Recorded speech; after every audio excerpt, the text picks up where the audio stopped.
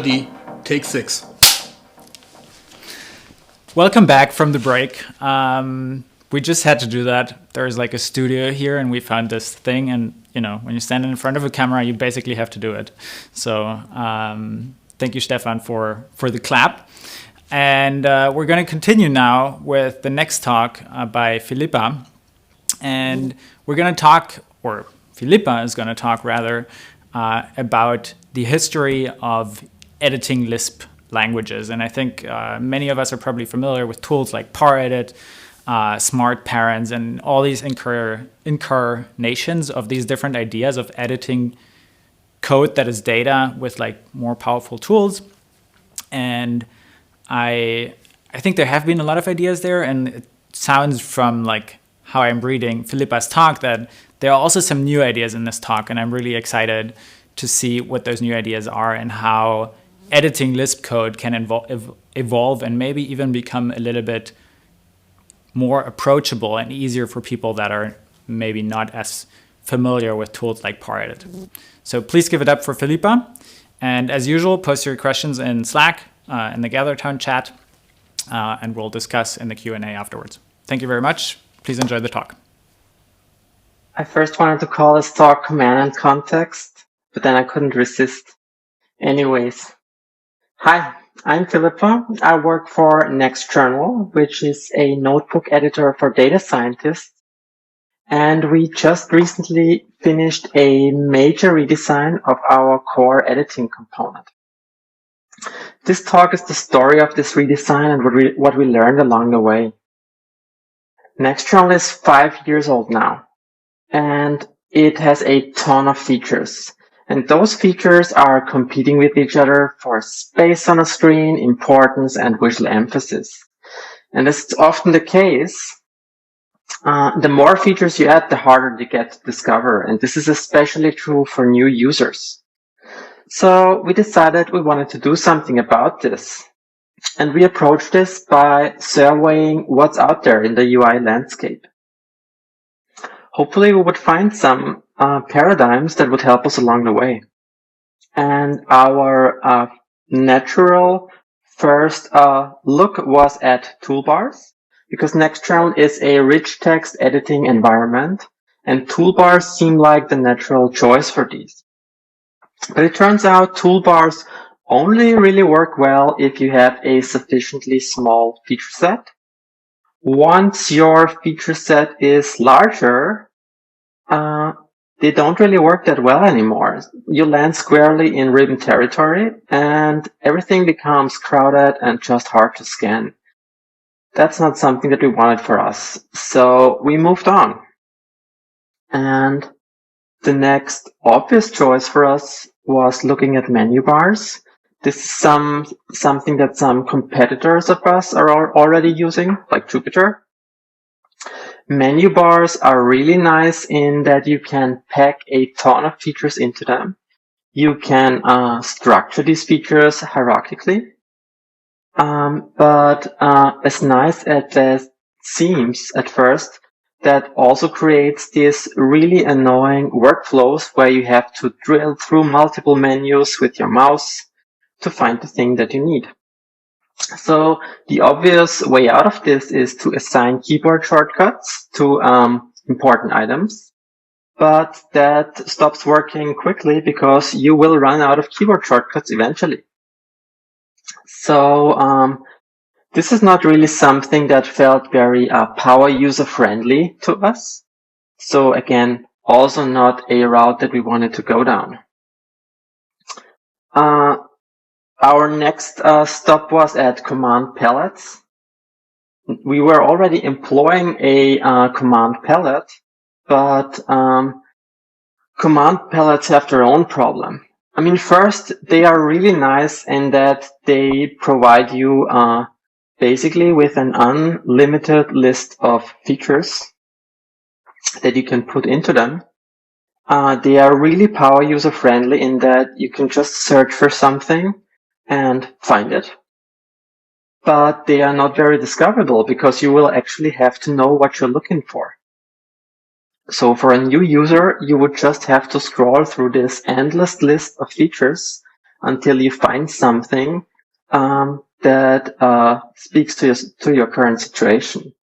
And what we also really dislike about them is that they are typically placed above the main editing area or the main content area. And in our case, that was just not a good choice because we actually want our users to see what they're interacting with. So also not something that we wanted to use, at least not in that form. At this point, I also want to mention CLIs. They are the complete opposite end of the spectrum. They are super power user friendly. Like, you can put as much functionality as you want into them. You have no limits in terms of your expression. There are multiple things like tab completions that make your life a little bit easier, but they're just not discoverable at all for new users. And our friends at Replit are actually trying to make those more discoverable, but that's not a route that we wanted to go down. So we kept looking.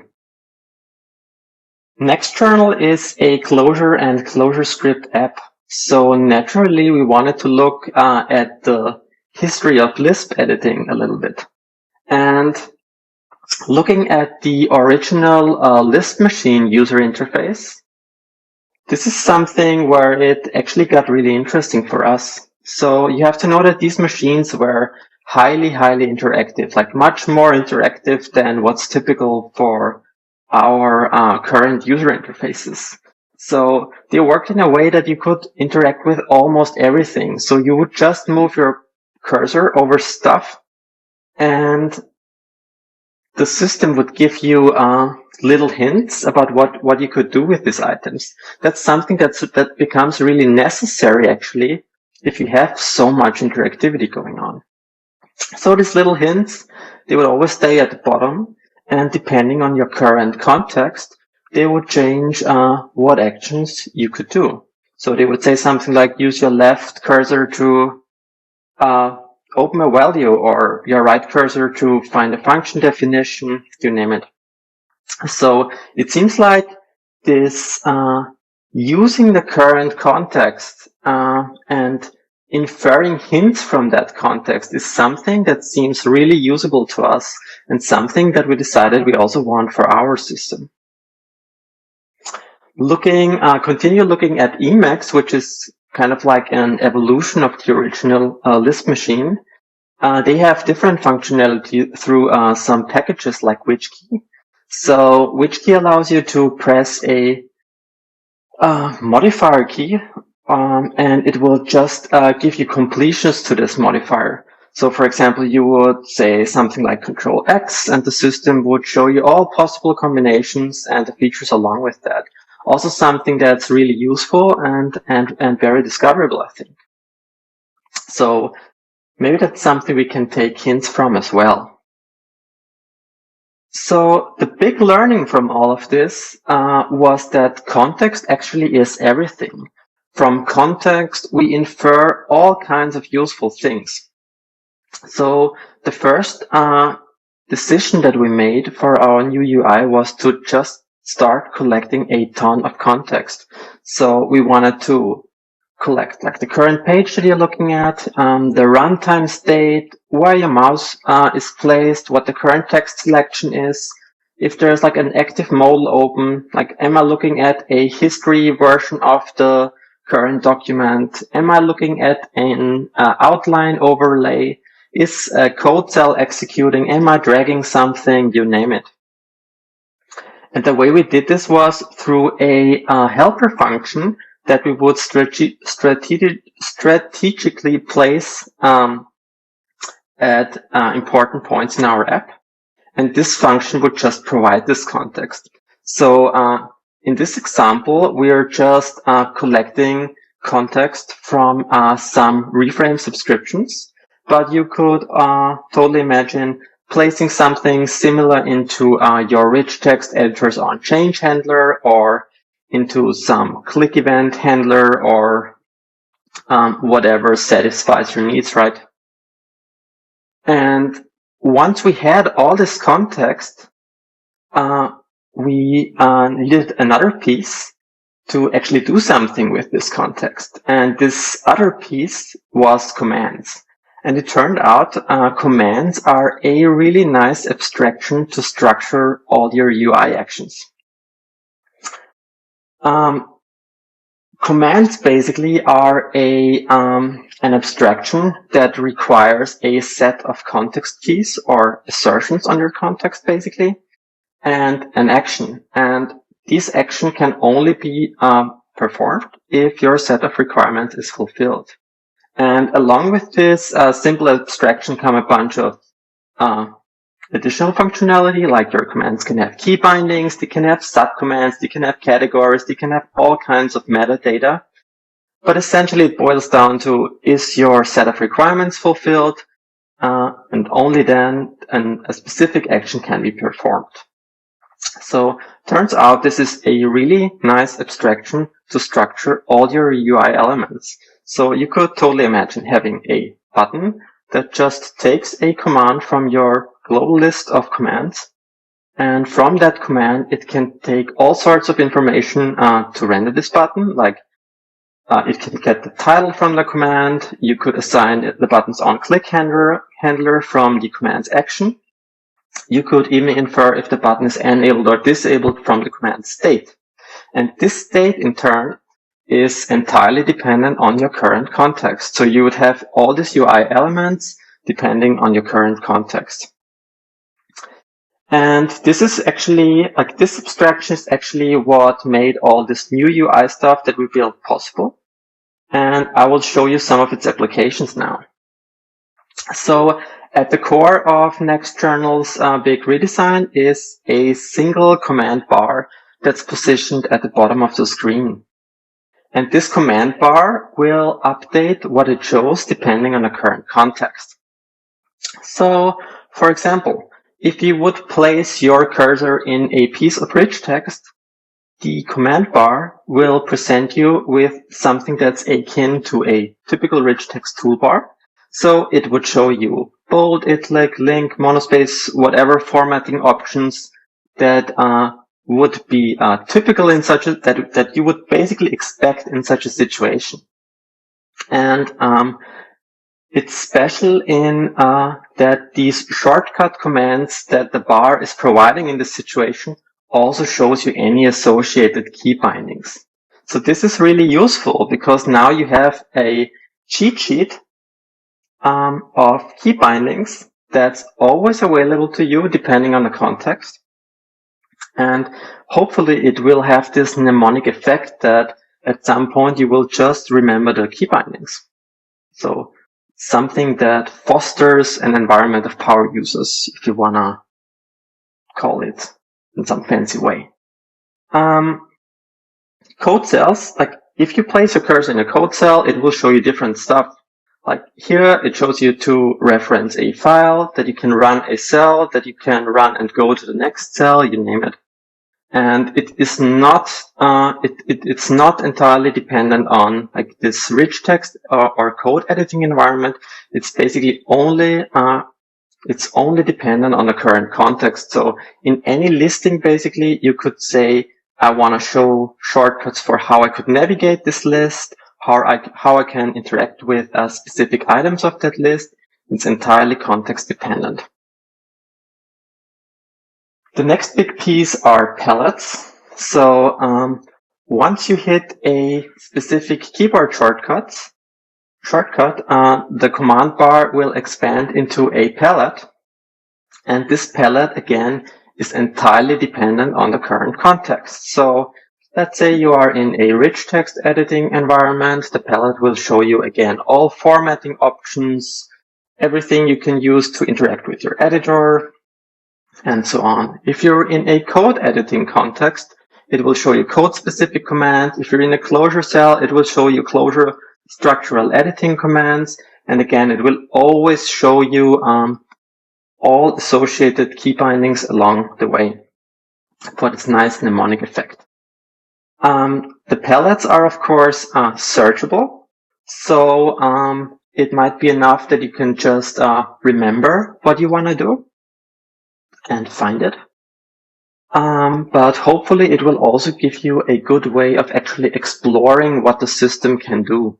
So we structured palettes in categories for easier perusing of what you can do.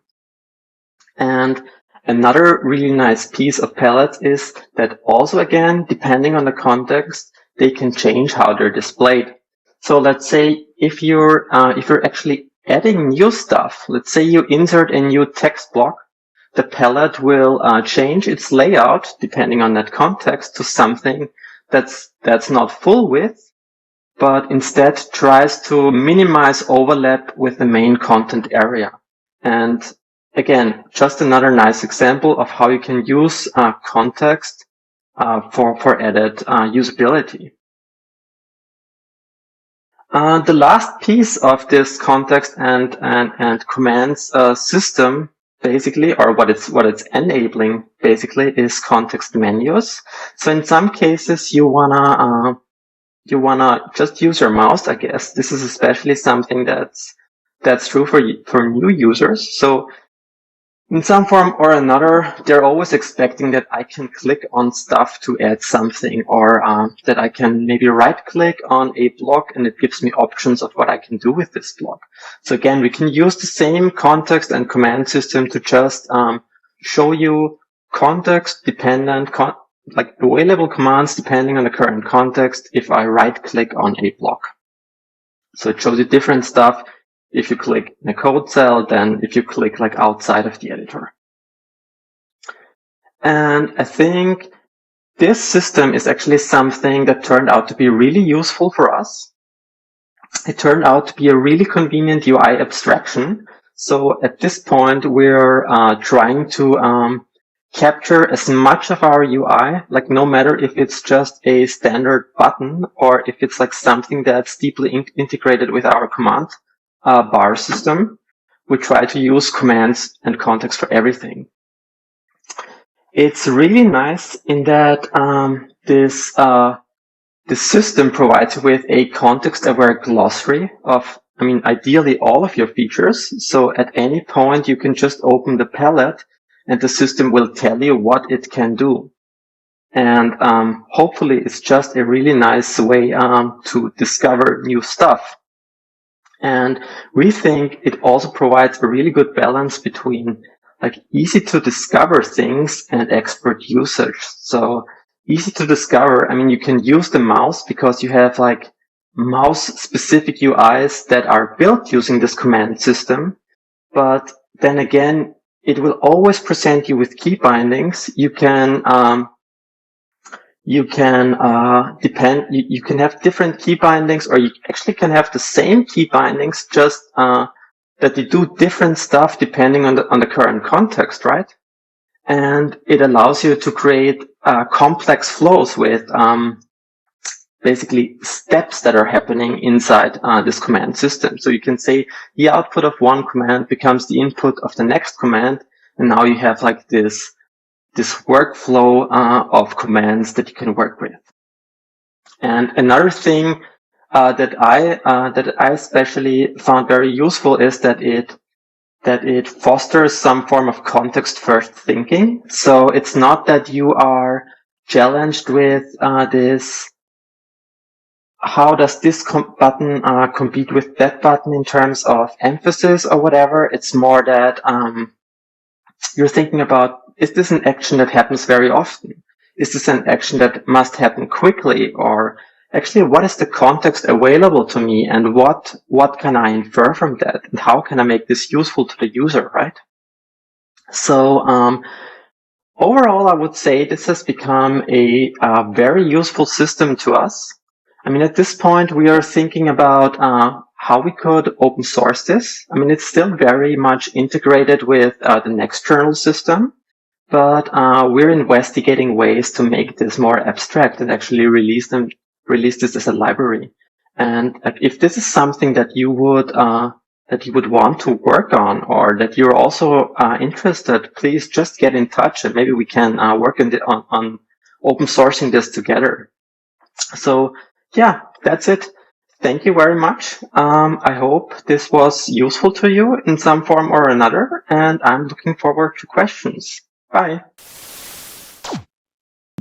Thank you for the talk, Philippa. Sure. I probably in my intro like emphasized a little bit more the code editing aspect of it. I realized then the aspect of the command palette and kind of contextual actions, which I guess is kind of more what your approach there is aiming at. Is that, would you say that's fair?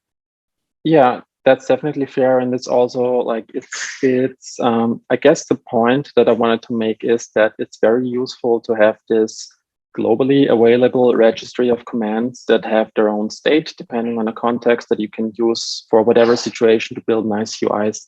Yeah.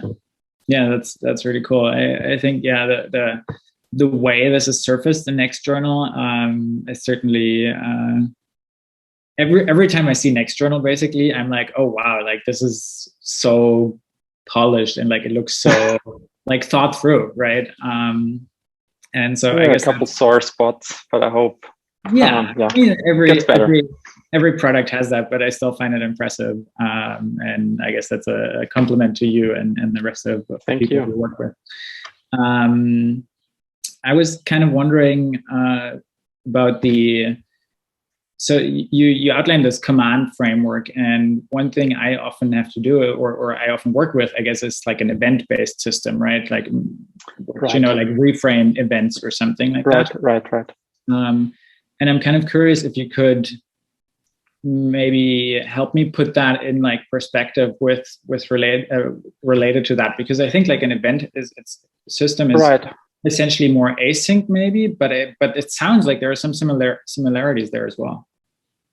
Yeah, I mean, there are multiple facets to this. I think when we started working on this, we thought, why not use Reframe at all, right?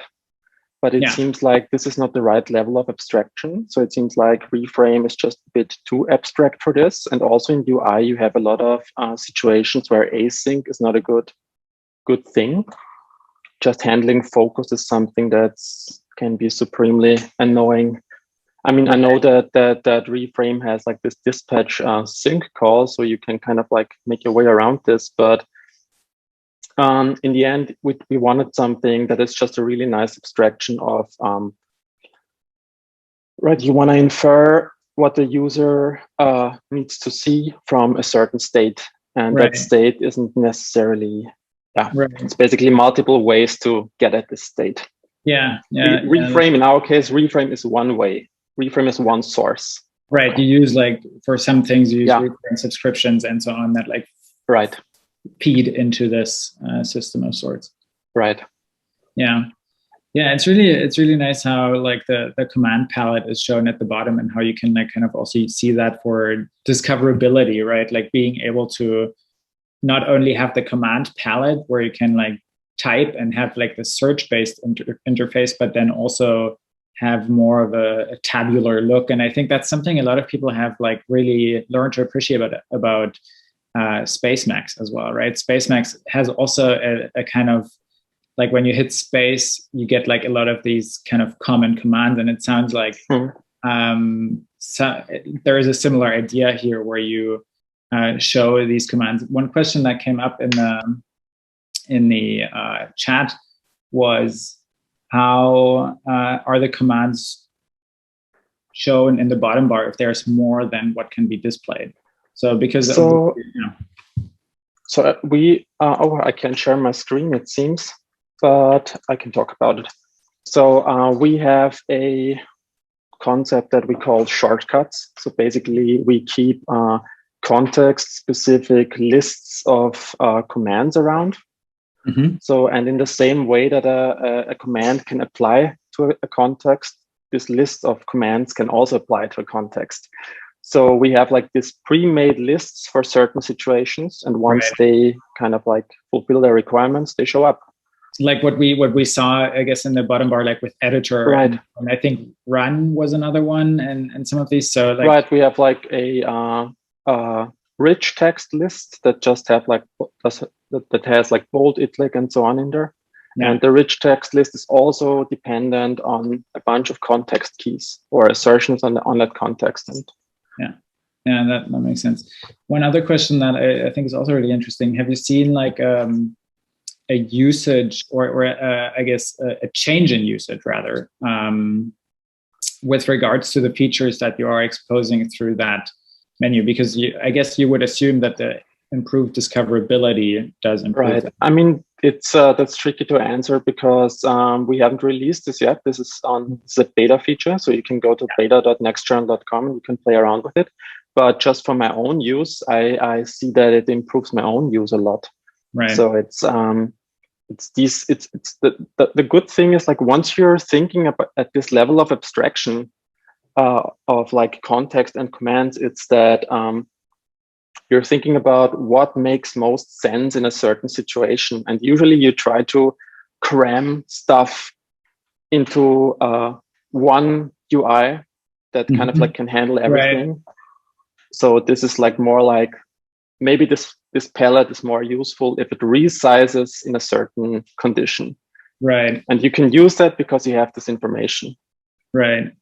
Yeah. And I mean, I know a lot of this stuff sounds obvious, but it's like it's during this process of thinking about contexts that I think a lot of these things, like, they might often sound obvious in hindsight, right? And like right. You really have to like kind of get it in your muscle memory to feel what an improvement it actually is. Right.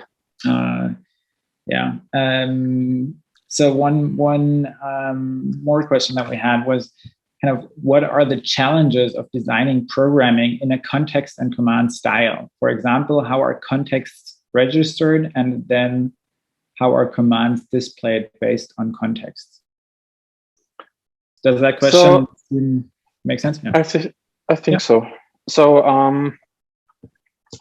again, I really wish I could share my screen, but should I be? No, it doesn't matter. So we have a little bit of API around the context stuff. So we have I briefly showed this in the presentation, we have a register context function. So at this level, we can implement just like how we get at a certain piece of context. And we place these like in different points across the app. So let's say our editor's on change handler has it in there. Yeah. We have a globally one that subscribes to Reframe subscriptions. We have one that listens for drag events and so on. And so as those are called eventually, they provide this context. And then we have a global reactive subscription that evaluates this context keys.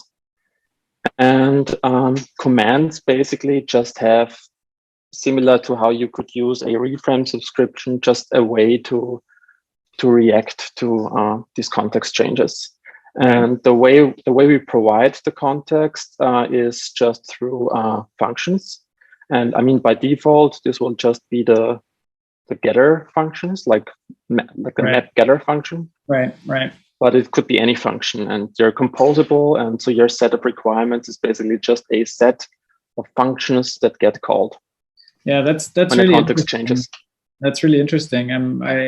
It also sounds very similar or like related to something I've been thinking about at my work. So I'm curious, are you open sourcing some of this? Is something of this open source? Whereas if people wanted to do something similar, or this seems like it's relevant to their kind of problems, what would be the best way for them to kind of investigate if that approach is a good one for them? Yeah, I think so. We want to open source this eventually, but I think we're not there yet because a lot of the code is kind of like entangled with the Nextjournal code base.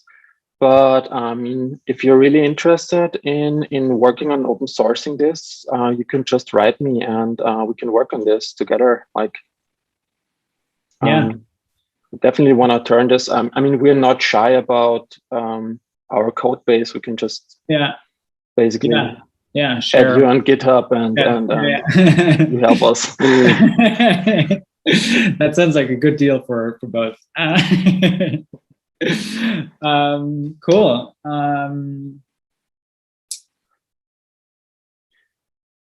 One more interesting question, and maybe I'm not even sure. Maybe you have the answer. Where can we play around with Lisp machines and know what they use? Oh God. So a very smart gentleman by the name of Jack Rusher is working for us, or working with us, supporting us. And he probably has the answer to this. For my own research on this, I can only point you to Rainer Josvik. He is, I think, a little bit famous for posting these videos about Lisp machine and everything Lispy. So you can just, I think they're in the credits of, he's in the credits of my talk. So either you you ask Jack. I mean, there are ways to run it in a VM, I think. That's cool. Yeah, it's funny. Like, there's also people hacking on like emulators and stuff like that. It's an interesting. I always find these sub communities or sub. It's almost like a subculture of sorts, right? Like people these old computers and stuff like that, and it's like there's something really fascinating about that. Yeah, I mean, I really like the level of integration they had, and it's like they had this context stuff figured out. So you had really good feedback loops, and you know, like you didn't have to set up that much. And it's kind of like what we try to do with Nextjournal, that you want to play with Clojure, you just jump into a notebook, and the system kind of presents you what you could do. Like even if you don't, ideally, even if you don't know about the language, just like from the structural commands it provides, just of like what you can do. It's almost, it also kind of reminds me, and maybe we probably should wrap it up, but like it really reminds me of also like RDF and like this whole like Clojure nav stuff.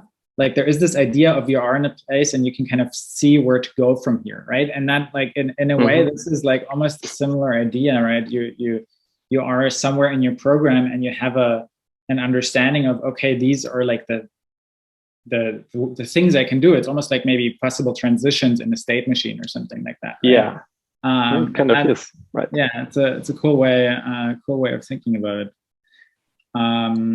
Cool. Okay.